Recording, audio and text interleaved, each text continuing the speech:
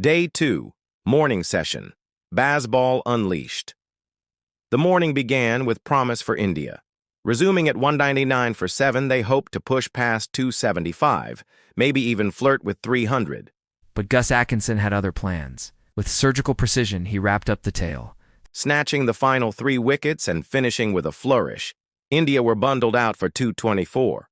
But as England's openers walked out under the oval sunshine, it was clear the real drama was only just beginning.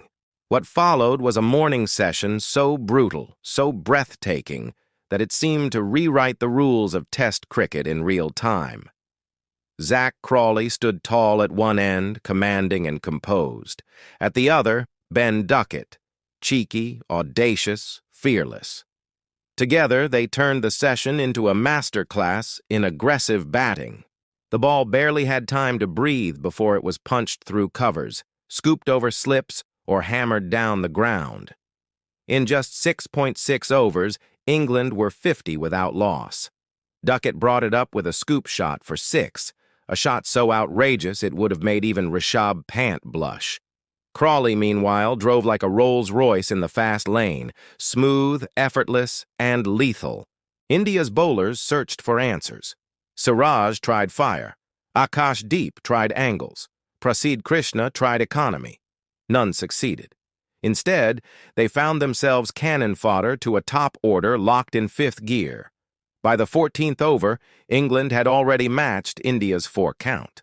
While the visitors had labored to 25 boundaries in their entire innings, England were racing past 21 before the morning was done. Duckett eventually fell for 43, top-edging a reverse scoop into Jarrell's gloves.